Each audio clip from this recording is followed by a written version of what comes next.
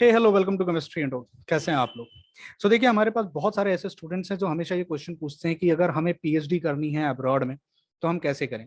तो इसी एक सीरीज में हम एक इंटरव्यू सेशन लेके आ रहे हैं जहाँ पे हमने इंडिया की एक स्टूडेंट है, she is from Haryana Hisar, and she did her MSc in IIT Roorkee, and फिलहाल वो पीएचडी कर रही हैं इसराइल में, तेल Aviv which is a city in Israel. Israel में एक छोटा सा शहर है तेल अवीव करके, वहाँ पे she is doing PhD, and she is doing PhD in polymer science, polymer chemistry में वो पीएचडी कर रहे हैं। एंड उनका जो एक्सपीरियंस रहा आईआईटी से उठ के इसराइल में जाना, मुझे पता है बहुत सारे स्टूडेंट्स आप में से ऐसे हैं जो मेरे जैसे हैं जिन्होंने इसराइल का नाम सुनते ही हम डर जाते हैं कि यार इसराइल में पीएचडी करना। और बहुत सारे तो यही सोच के भी छोड़ देते हैं कि हम घर में कन्विंस कैसे करेंगे अगर हमें इसराइल में पीएचडी करनी है। Is Israel safe? क्या इसराइल का कल्चर हमें अलाउ करेगा नहीं करेगा? क्या इसराइल की सोसाइटी कंजर्वेटिव है? क्या इसराइल में वो माहौल है? क्या इसराइल में हमें स्कॉलरशिप्स मिलेगी? क्या इसराइल में हमें स्टाइपेंड मिलेगी? क्या इसराइल के लिए जीआरई टॉफेल आइलेट्स को देना जरूरी होता है? क्या इसराइल में हमें जब अप्लाई करना है तो क्या क्या हमें चीजें चाहिए? तो ये सारे क्वेश्चंस का आंसर जो है वो आज हम लेंगे। एंड हमारे साथ जो गेस्ट आ रहे हैं, she is Parul Rathi, and she, as I already told, she's from Haryana and she did her BSc from Delhi University, उन्होंने अपना ग्रेजुएशन किया, and she did her masters from IIT Roorkee, and IIT JAM के topper हैं वो, one of the topper in IIT JAM. So let's have her on the screen and हम उनसे कुछ question पूछेंगे, एक बहुत ही कैजुअल कॉन्वर्जेशन होगा, and I hope this video will really help you. And हाँ, एक और बात, पारुल राठी मैम का अपना खुद का एक यूट्यूब चैनल है, एंड उस यूट्यूब चैनल का लिंक आपको डिस्क्रिप्शन बॉक्स में मिल जाएगा। अगर आप इसराइल की लाइफस्टाइल के बारे में, इसराइल में किस तरीके से पीएचडी होती है, इसराइल में कैसे स्टूडेंट्स रहते हैं, इसराइल में रेंट कितना है, यानी ऑल, अगर आपको एक्सेसरी इन्फॉर्मेशन चाहिए इसराइल के बारे में अपार्ट फ्रॉम मेन पीएचडी, तो वो सारी इन्फॉर्मेशन आपको उनके चैनल पे मिल जाएंगी। वो व्लॉगिंग टाइप करती हैं, काफी उन्होंने वीडियोस बनाए हुए हैं जहाँ पे उन्होंने काफी लंबे लंबे बड़े बड़े वीडियोस बनाए जहाँ पे उन्होंने काफी इन्फॉर्मेशन शेयर करी है। तो प्लीज उनके चैनल को विजिट कीजिएगा, सब्सक्राइब और channel, and so that you can stay updated with the any information that is given out. अगर चैनल पे कुछ इन्फॉर्मेशन आती है तो आप उसका फायदा उठा सको। So let's have Parul Rathi ma'am on our YouTube channel. So hello Parul, thank you very much for joining.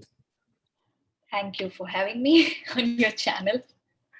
So before we start with this, I want to know a little about your background, educational qualification, your background in India. कहाँ से हो आप? आपने क्या, कहाँ से education की है? क्या क्वालिफिकेशन है आपकी? Okay. So basically I am from Haryana. Haryana में हिसार सिटी है एक, तो मैं वहां राम से राम, हूँ। मैं भी हरियाणा से। Ram Ram Ram. So yeah. So Ram Ram I ma'am. did my schooling from Hisar, from first standard to 12th standard Hisar में ही थी मैं, वहीं से किया schooling. Yeah.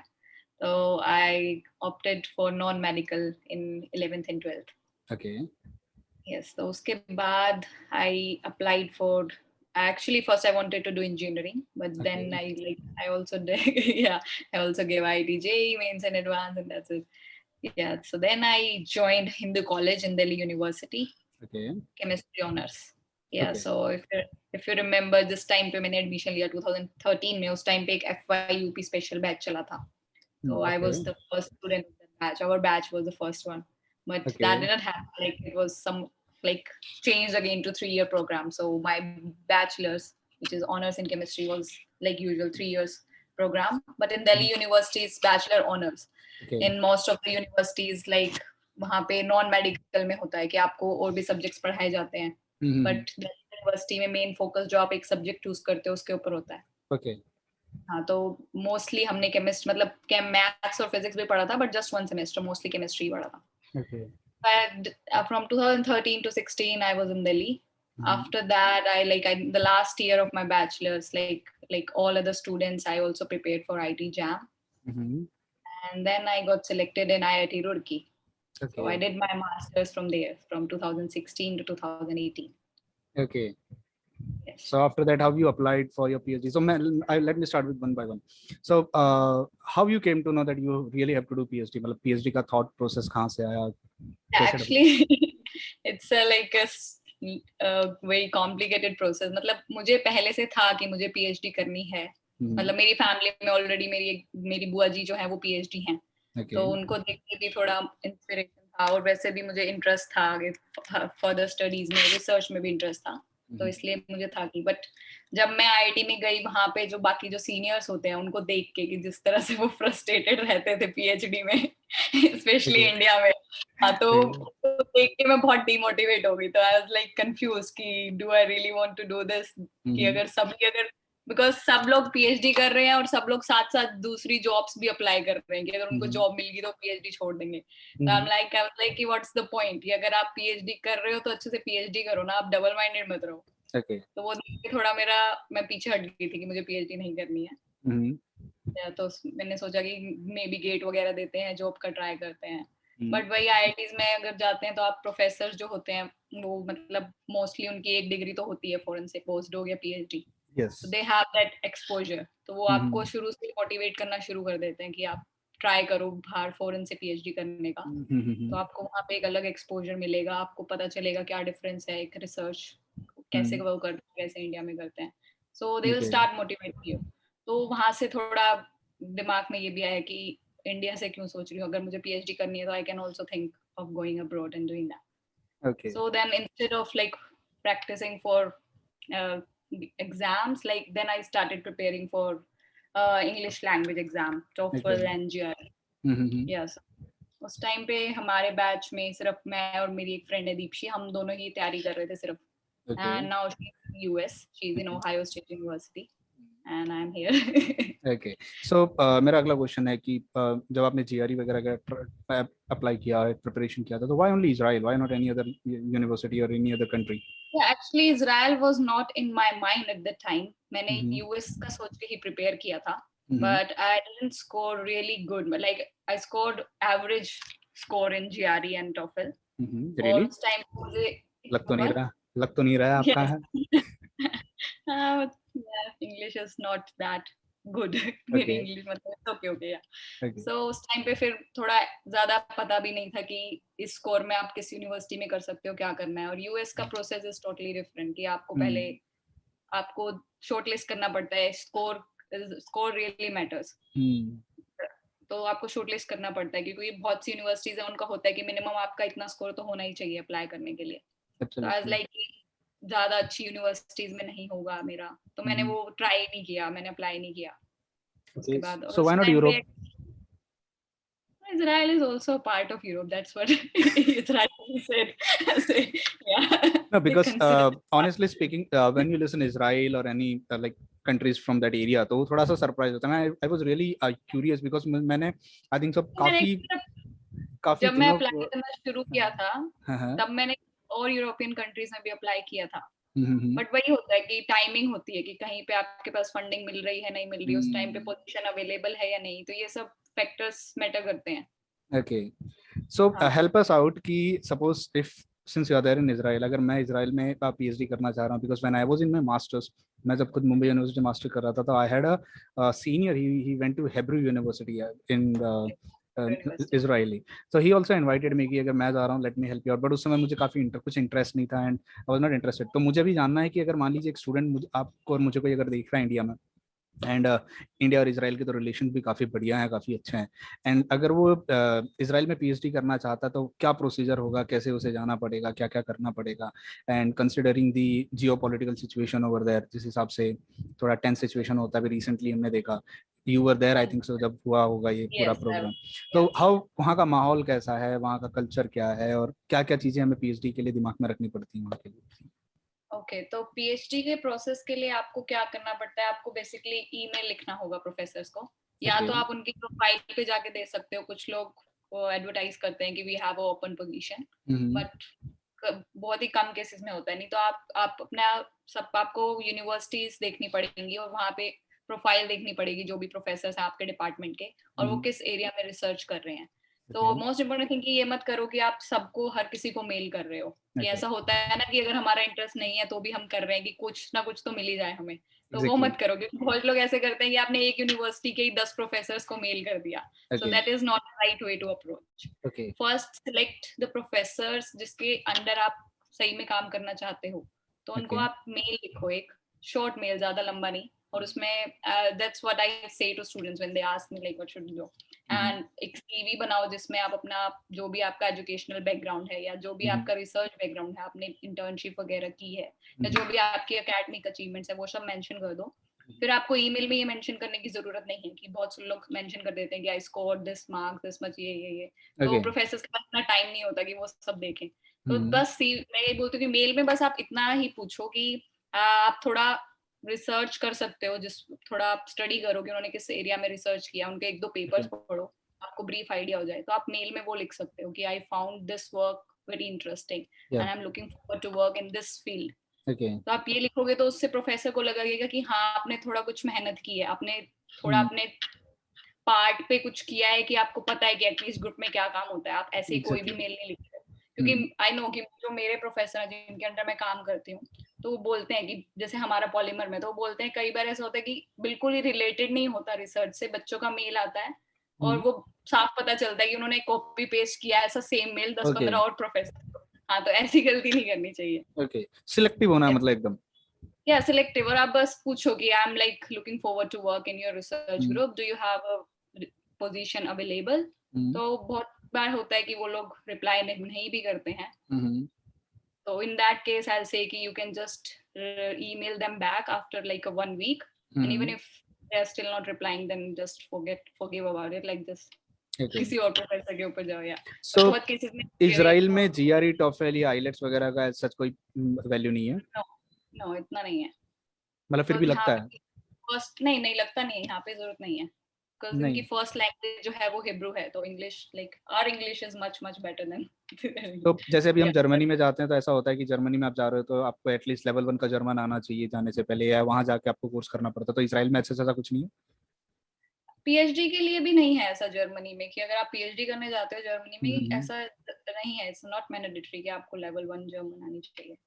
ओके, तो लाइक लाइक रिसर्च में जो आप काम करोगे, एकेडमिक्स में जो मोस्टली है सब, आप जो रिसर्च पेपर लिखोगे, जो भी लिखोगे थीसिस, मोस्टली सब इंग्लिश में ही करते हैं, और एकेडमिक फील्ड में जाओगे तो सबको आती है इंग्लिश, तो आपको इतनी प्रॉब्लम नहीं होती।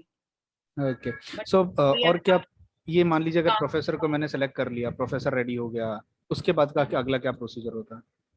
उसके बाद यही होता है, अगर प्रोफेसर को आपकी प्रोफाइल अच्छी लगी और पोजीशन है, तो वो आपको बोलेंगे yes we have a position and your profile looks interesting to me. तो फिर वो आपसे आपके डॉक्यूमेंट्स मांग सकते हैं कुछ, मतलब जो भी, और आपकी जो आप मास्टर्स का जो थीसिस होता है, ये मैं बहुत बोलती हूँ बच्चों को कि यहाँ पे इजराइल में मास्टर्स में जो रिसर्च प्रोजेक्ट पे काम करते हैं, वो बहुत ही इंपॉर्टेंट होता है थीसिस, क्योंकि डिफरेंस है यहाँ हमारे इजराइल के और या इंडिया के रिसर्च में। हम इंडिया में इवन आईआईटीज में भी हम सिर्फ 6 महीने या 1 ही साल रिसर्च करते हैं जो प्रोजेक्ट वर्क होता है, बट यहाँ पे जो स्टूडेंट्स होते हैं वो मास्टर्स के फर्स्ट ईयर से ही शुरू हो जाते हैं करने, इवन बैचलर्स में शुरू कर देते हैं वो, बैचलर्स के 3rd ईयर में भी, तो उनके पास कम से कम 2-2.5 साल का अच्छा रिसर्च एक्सपीरियंस होता है, तो उनका जो थीसिस बनता है फाइनल, वो बहुत ही अच्छे लेवल का होता है हमारे कंपैरिजन में। तो ये एक प्रॉब्लम आती है थोड़ी यहाँ पे, कि आपके पास अगर इवन आपके अगर पेपर भी पब्लिश हैं, ऐसे बहुत से लोग आते हैं वो मुझे बोलते हैं कि मेरा रिव्यू पेपर है या फर्स्ट ऑथर पेपर पब्लिश है, तो उस केस में भी थोड़ा डिफिकल्ट हो सकता है अगर आपके पास मास्टर्स थीसिस नहीं है तो, बट दैट अगेन या तो मास्टर्स का थीसिस इंपॉर्टेंट है, भले ही आपके पेपर पब्लिश हो नहीं हो, इंडिपेंडेंटली वो फर्क नहीं पड़ रहा उतना। या paper that doesn't matter much in masters में, बट बट इंडिया में थीसिस तो होना चाहिए। 80% इंस्टीट्यूट्स में तो मास्टर्स में रिसर्च होती ही नहीं है, ये तो सिर्फ आईआईटीज या film institute. That's the problem, like आप मानोगे नहीं कि मैं आईआईटी से हूँ, फिर भी मुझे जब मैंने एडमिशन लिया था या पीएचडी में, मुझे बहुत प्रॉब्लम हुई थी, क्योंकि दे आर लाइक आपकी थीसिस जो है वो उस लेवल की नहीं है जो यहाँ पे स्टूडेंट्स करते हैं, कि आपने सिर्फ 1 सेमेस्टर प्रोजेक्ट किया, आपकी थीसिस बहुत छोटी है। तो आई एम लाइक कि हम टॉप लेवल इंस्टीट्यूट से, आप ऐसे बोल रहे हो। वाओ, तो मान लीजिए एक बार थीसिस, रिसर्च एक्सपीरियंस है, मतलब आई नो कि बहुत सी यूनिवर्सिटीज में नहीं कराते हैं मास्टर्स में प्रोजेक्ट, बट बहुत से बच्चे होते हैं जिनको पता होता है, जो करियर ओरिएंटेड होते हैं, जिनको पहले से पता होता है कि उनके लिए वो लोग इंटर्नशिप करते हैं, समर इंटर्न, विंटर इंटर्नशिप करते हैं, तो that will also help them. Okay, so एक बार अगर मान लीजिए प्रोफेसर सब प्रोसेस हो जाता है and everything is selected, you are selected, तो उसके बाद का वीजा एंड ऑल दो सबका क्या प्रोसेस है इसमें? पहले एक इंटरव्यू भी होता है, प्रोफेसर आपका एक इंटरव्यू लेगा पहले।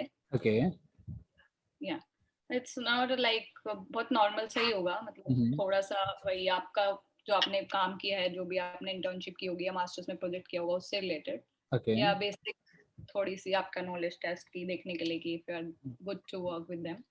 ओके, तो इंटरव्यू में क्वेश्चन कैसे पूछे जाते हैं related to this research project जहाँ पे वो प्रोफेसर काम कर रहा है, या ओवरऑल केमिस्ट्री में पूछे जाते नहीं, उससे रिलेटेड नहीं पूछते, क्योंकि वो नहीं एक्सपेक्ट करते कि आपको पहले से पता हो इतना कुछ, कि आपका जो काम चल रहा है, वो वही एक्सपेक्ट करते हैं कि अभी तक आपने क्या सीखा है, वो थोड़ा पूछेंगे कि आपको क्या टेक्निक्स आती हैं रिसर्च में, आपने क्या चीजें सीखी हैं, किस तरह की कैरेक्टराइजेशन की हैं, और मास्टर थीसिस में जो आपका था प्रोजेक्ट वो किसके ऊपर था, थोड़ा ये पूछते हैं। उसके बाद रिकमेंडेशन लेटर भी चाहिए होते हैं एटलीस्ट 2 प्रोफेसर से, ओके। जो भी आपको बैचलर्स या मास्टर्स में जानते हो वो। हम्म। और उसके then again it depends on the university और डिपार्टमेंट में भी, कि कुछ डिपार्टमेंट्स में ऐसा होता है कि प्रोफेसर्स ने इंटरव्यू ले लिया, उसके बाद एक रिसर्च कमेटी होती है, ओके। उसके बाद आप उनको आपकी एप्लीकेशन फॉरवर्ड की जाती है, मतलब आपकी सारे जो डॉक्यूमेंट्स वगैरह हैं, और प्रोफेसर आप बोलता है कि यार मैंने इंटरव्यू ले लिया, I am okay with his और हर, कि मैं उनको ग्रुप में लेने के लिए।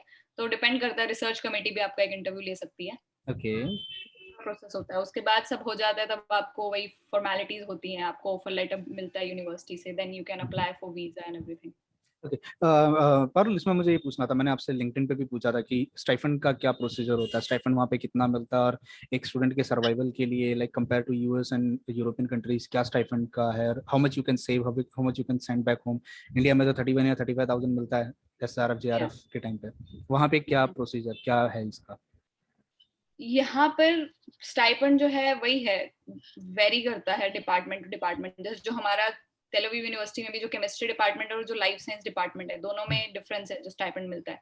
लाइफ साइंस में डिपार्टमेंट में काफी ज्यादा मिलता है हमसे केमिस्ट्री डिपार्टमेंट से। और इवन अगर आप केमिस्ट्री डिपार्टमेंट तेल अवीव का कंपेयर करोगे या दूसरी यूनिवर्सिटी का कंपेयर करोगे टेक्नियन का, तो उसमें भी डिफरेंस, तो अच्छा। वो वेरी करता है। हाँ, बट इट्स सफिशिएंट इनफ कि आपको ऐसा नहीं होगा कि आपको घर से पैसे लेने पड़े, क्योंकि इजराइल जो है बहुत ही महंगा देश है, और तेल अवीव तो बहुत ही 7th मोस्ट एक्सपेंसिव सिटी है, मतलब यूएस और सब छोड़ दो, बहुत ही महंगा है यहाँ पे, सब कुछ ही महंगा मिलता है। तो आपको इतना स्टाइपेंड इनफ मिलेगा कि आप अपना लिविंग एक्सपेंसेस जो भी है, फूड अकोमोडेशन सब कुछ आप आराम से मैनेज कर सको। और देन अगेन इट डिपेंड्स कि आप कौन से डिपार्टमेंट में हो, कौन सी यूनिवर्सिटी में हो, तो आपको उस पे अगर इतना भी मिल जाता है कि आपका सेव हो जाए। और यहाँ पे एक और मतलब यूएस में भी होता है और कंट्रीज में भी होता है, टीए का ऑप्शन होता है, टीचिंग असिस्टेंट का। तो आप वो कर सकते हो, या तो उसके लिए it's like kind of a job, तो उसके लिए आपको एक्स्ट्रा पैसे मिलते हैं। यस, तो वो भी डिपेंड करता है कि आपके डिपार्टमेंट में है या नहीं है। जैसे हमारे यहाँ पे, बट एक प्रॉब्लम और एक ये आती है कि जैसे यूएस में अगर आप कर रहे हो टीए, तो वहाँ पे सब लोग इंग्लिश में बात करते हैं, सब इंग्लिश लैंग्वेज है उनकी। तो आप जो बैचलर के स्टूडेंट्स हैं उनको आप पढ़ाओगे तो इंग्लिश में पढ़ाओगे। बट यहाँ पे जो है हिब्रू इनकी फर्स्ट लैंग्वेज है, तो बैचलर्स में जो स्टूडेंट्स हैं उनको हिब्रू में ही पढ़ाया जाता है। आपके इंटरनेशनल स्टूडेंट्स के लिए ये प्रॉब्लम आती है कि हम उनको टीच नहीं कर सकते क्योंकि हमें हिब्रू नहीं आती, तो सिर्फ इजरायली है जो उनको टीच करते हैं। Yeah, but there is like in our department we have like NMR facility. तो उसमें जैसे जो बैचलर स्टूडेंट्स की जो लैब होती है, वो जो सैंपल्स प्रिपेयर करते हैं, कंपाउंड्स बनाते हैं, जो उनका NMR होता है, तो वो चेक करने के लिए अलग स्टूडेंट्स असाइन किए जाते हैं। तो उसके लिए you don't need any language skill. So I do that. कि आप, it's a very boring job, but I just do it for the sake of obviously, because you are not learning anything, you are just checking NMR sample and characterizing them. Yeah, so that's what I do. Parul, on an average if I ask you how much stipend, फिर भी एक on an average, भाई जो बच्चे मेरे देख रहे हैं वो फिर भी कमेंट करेंगे कि सर बता दो, lakh 1.5 lakh. Yeah, I know, but before that I also say one more thing. There is also one more thing that we can do here. जब मैं आई थी 2020 में, यहाँ पे न्यूयॉर्क यूनिवर्सिटी के साथ कोलैबोरेशन है तेल अवीव यूनिवर्सिटी का। तो हर साल बैचलर्स के स्टूडेंट्स आते हैं यहाँ पे, कुछ 10-12 स्टूडेंट्स आते हैं लैब में प्रोजेक्ट करने के लिए। तो न्यूयॉर्क से आ रहे हैं तो उसके लिए आप इंग्लिश में आप उनको ले सकते हो, तो वो भी एक ऑप्शन है। वो अब मतलब जब मैं फर्स्ट 2020 में आई थी उस टाइम पे आया था वो बैच, तब मैंने उनकी एज अ टीचिंग असिस्टेंट काम किया था उनके लिए। तो that is a good thing, क्योंकि आप उनकी क्लासेस ले रहे हो, आप उनको एक्सपेरिमेंट्स करना सिखा रहे हो, तो आपको भी तरीका आता है कि किस तरह से बच्चों को हैंडल करना है, क्या चीजें सिखानी है। बट ड्यू टू कोविड वो अभी नहीं, बंद हो गया। हर साल होता था तो बस तभी हुआ है, उसके बाद से अब नहीं हो पाया, पता नहीं कब होगा। और you can also do, so these are the 2 options that you can work, either you can check NMR samples.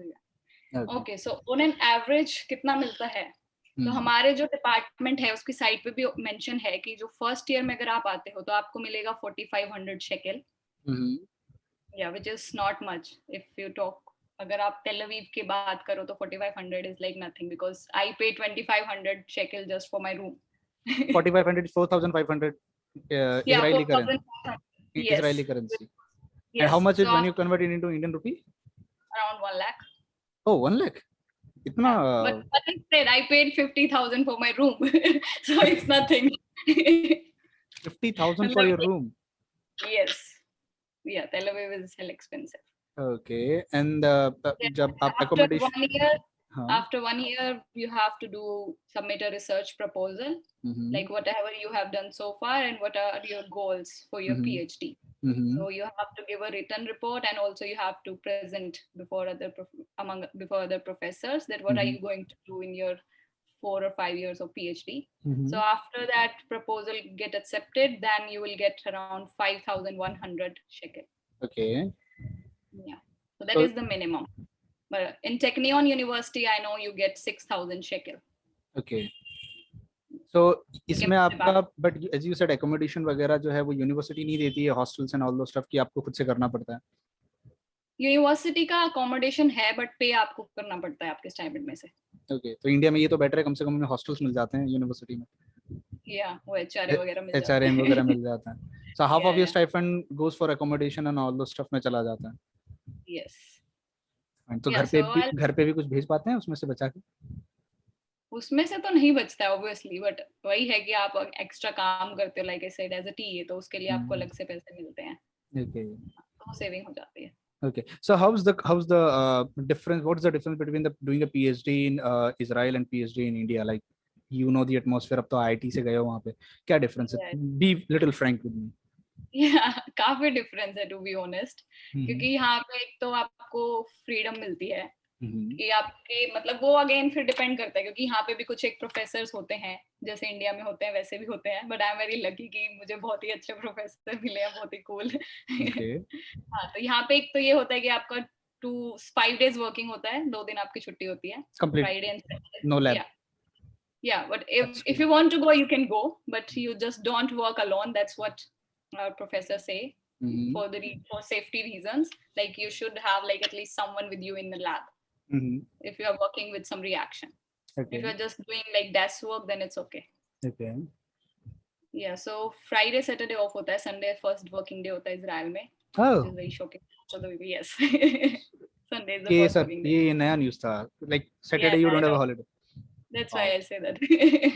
Friday, Saturday is holiday. Okay. Yes. तो ये डिफरेंस है कि आपको एक तो यहाँ पे जो है बैलेंस देखा है मैंने, लोग वर्क का और पर्सनल लाइफ का बैलेंस बना के चलते हैं बहुत. ओके. ये नहीं है कि आप पीएचडी स्टूडेंट हो तो आप बस काम कर रहे हो. दे अंडरस्टैंड कि you have a life outside your research area, outside your lab, and they respect that thing. Okay. Yeah, so they don't even expect from you to reply on weekends. Like if you are not even replying to emails, it's okay because they understand that you're enjoying your life. India में नहीं होता है बिल्कुल भी. India में तो अगर आपने मिस कॉल भी अगर कॉल भी मिस कर दिया तो यू आर फायर्ड.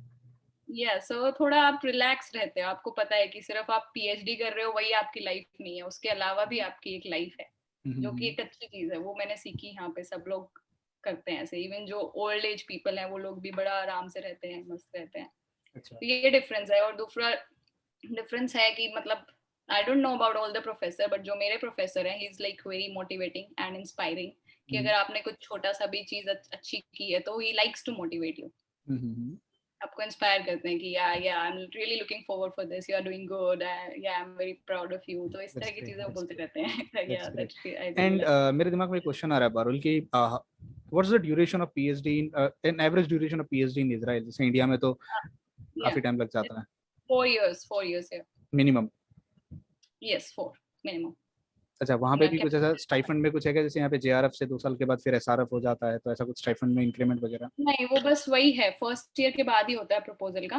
उसके बाद वही कांस्टेंट रहता है. Okay. So that also depends on research. अगर आपका जिस रिसर्च ग्रुप में आप काम कर रहे हो वहाँ पे अच्छे फंड्स हैं और आप आपको पता है कि आप बहुत अच्छा काम कर रहे हो, आपके प्रोफेसर को भी पता है कि you are working good, you have the potential, then you can talk to them कि listen कि हमारे इतने पैसे में हमसे मैनेज नहीं हो रहा है. If you have budgets, if you can increase my fellowship, then also you can talk to them.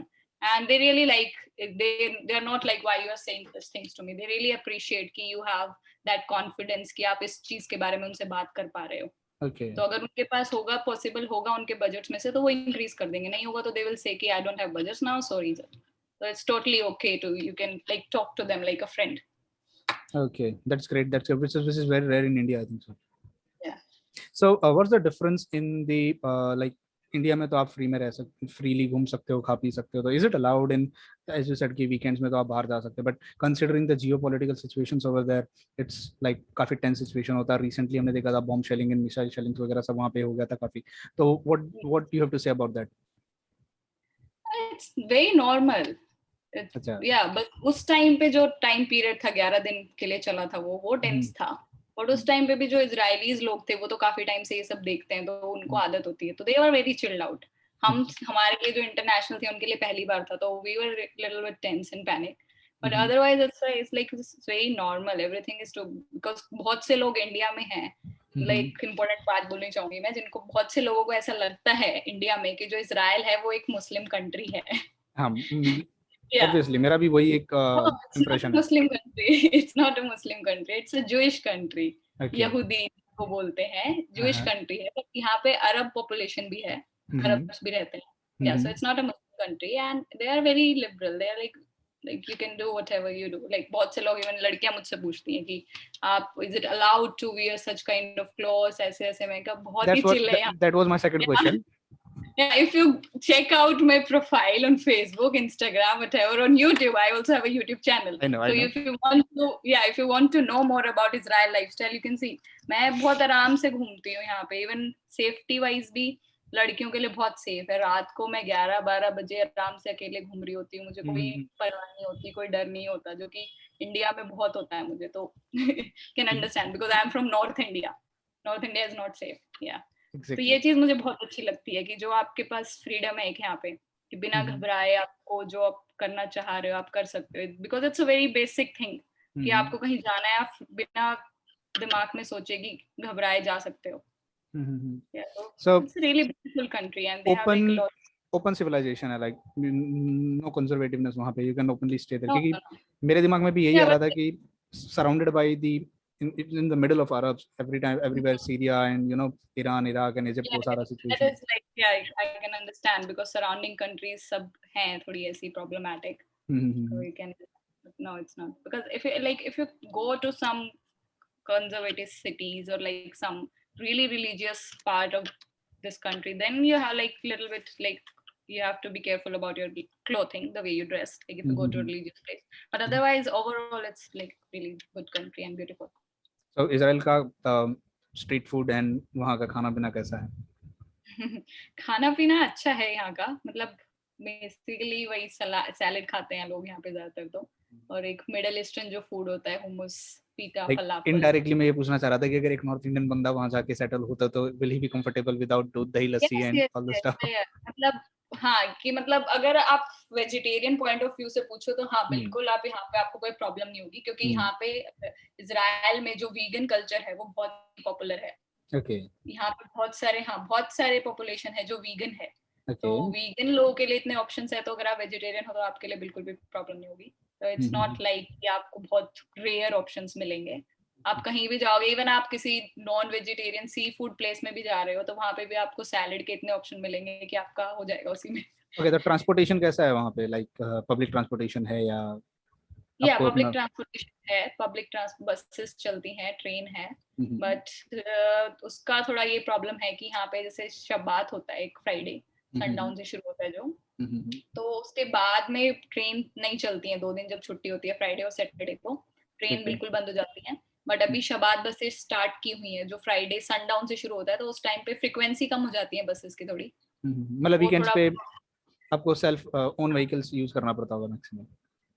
Own तो नहीं, क्योंकि आप खुद का यहाँ पे ले नहीं सकते हो, गाड़ी नहीं ले सकते हो, बहुत महंगी पड़ेगी आपको, तो यू कांट बाय। तो you can either bike bicycle और इलेक्ट्रिक स्कूटर, और नहीं तो बसेस भी चलती हैं, फ्रीक्वेंसी कम होती है तो आप वो भी कर सकते हो। बट आप बहुत सी चीजें, जैसे तेल अवीव में तो सिटी है, वो यहाँ की पॉश सिटी है, तो वहाँ तो फिर भी बहुत सारे रेस्टोरेंट्स वगैरह खुले रहते हैं, बट बाकी मोस्ट ऑफ द सिटीज में फ्राइडे शाम से लेके सैटरडे शाम तक सब बंद हो जाती हैं, दुकानें वगैरह सब कुछ मोस्टली बंद रहता है। ये थोड़ा हमें बीइंग इंटरनेशनल स्टूडेंट, ये थोड़ा हमें ट्रबल लगता है, क्योंकि हमारे वही 2 दिन होते हैं छुट्टी के, तो हम घूम सकते हैं, और जब बहुत सी चीजें बंद हो जाती हैं। ओके, सो मेरा एक और क्वेश्चन था, जैसे कि आप how many other international students are there, like आप अकेले हो या इंडिया से कोई और भी है आपके साथ यूनिवर्सिटी? नहीं नहीं, बहुत है इंडिया से, मतलब पीएचडी में थोड़े कम है हमारे डिपार्टमेंट में, बट पोस्ट डॉक में बहुत लोग आते हैं यहाँ पे। ओके। पोस्ट डॉक, हाँ पोस्ट डॉक मतलब काफी सालों से पोस्ट डॉक्टरेट करने तो बहुत लोग आ रहे हैं जो पीएचडी के बाद डिग्री होती है, बट पीएचडी का अभी कुछ सालों से चल रहा है क्रेज की पीएचडी के स्टूडेंट्स भी अब आने लग रहे हैं। तो ओवरऑल यहाँ पे 1000 स्टूडेंट्स तो हैं एटलीस्ट इंडियन, तेल अवीव में? पूरे इजराइल में। अब अच्छा, पूरे नहीं, पूरे इजराइल? इजराइल पूरे एटलीस्ट इजराइल। 1000 हैं, उससे ज्यादा भी हैं। अच्छा, परुल, जॉब अपॉर्चुनिटीज क्या है वहाँ पे पीएचडी करने के बाद? जॉब अपॉर्चुनिटीज नहीं है इतनी, मतलब इंटरनेशनल्स के लिए नहीं है, because they prefer to give job to Jewish people, to their Israeli people. तो मतलब अगर इवन जितना मैंने सुना है यही होता है कि अगर कंपनी आपको हायर भी करना चाहती है तो आपको वीजा मिलने में, वर्क वीजा मिलने में मुश्किल होती है, because they can't arrange work visa. तो गवर्नमेंट की तरफ से ये इश्यू है कि अभी वो अलाउ नहीं करते हैं इतना इजीली इंटरनेशनल्स को वर्क वीजा देना। तो जॉब अपॉर्चुनिटीज का इतना ऑप्शन नहीं है। बट अगर आप यहाँ से इवन, मतलब यहाँ पे बहुत से स्टूडेंट्स हैं जो मास्टर्स करने आते हैं, कुछ बैचलर्स भी करने आते हैं, तो जो उनका जो वो चीजें सीखते हैं उस चीज को वो आगे फिर फ्यूचर में अच्छे से अप्लाई कर सकते हैं। मतलब यहाँ पे बहुत से बच्चे हैं जो मास्टर्स करके पीएचडी करने जा रहे हैं अलग अलग कंट्रीज में, स्विट्जरलैंड जा रहे हैं, ऐसे जा रहे हैं, तो वो अपॉर्चुनिटीज आपको अच्छी मिल जाती हैं फिर, कि आपको एक एक्सपोजर मिल जाता है इंटरनेशनल, और आपका रिसर्च भी अच्छा हो जाता है। अगर आप मास्टर्स में आ रहे हो तो आप इनकी तरह 2 साल का रिसर्च करोगे, तो आप कहीं पीएचडी करने जाओगे तो आपको अच्छे ऑप्शन मिलेंगे। अच्छा, एक क्वेश्चन और मेरे दिमाग में आ रहा है, जैसे बहुत बार इंडिया में तो काफी फेमस हो गया, नॉर्थ में कनाडा, तो बंदे कनाडा चले जाते हैं और कनाडा जाते हैं, तो मैंने सुना है कनाडा में पीआर मिलना बड़ा आसान हो जाता है, पीएचडी करने जाते हो 3-4 साल में आपको वहाँ पे पीआर मिल जाता है। एंड ये इजराइल में क्या है, लाइक आप can you apply for PRship in Israel, और कितना टाइम, क्या ड्यूरेशन है? नहीं, not at all, no chance. देते ही नहीं है वो? नो, बिल्कुल भी नहीं। तो नहीं आप देते। पीएचडी करो और पीएचडी करने के बाद आप निकल जाओ वापस अपने कंट्री में? हाँ, यहाँ पे हमें स्टूडेंट की, इवन जो पोस्ट डॉक्टरेट स्टूडेंट्स आते हैं, मतलब उनको मोस्ट ऑफ द कंट्रीज में उनको एज अ वर्कर ट्रीट किया जाता है। हमें यहाँ पे पोस्ट डॉक्टरेट को भी एज अ स्टूडेंट ट्रीट किया जाता है। इसलिए हमारी जो स्टाइपेंड मिलता है उसमें हमारा टैक्स भी नहीं कटता, क्योंकि हम स्टूडेंट है, हम यहाँ के वर्कर नहीं है। और यहाँ पे जो वीजा भी मिलता है, आपको 1 साल का वीजा मिलता है, हर साल आपको वीजा रिन्यू कराना पड़ता है। इट्स नॉट लाइक यूएस की आपको 5-6 साल का वीजा दे दिया हो। ओके।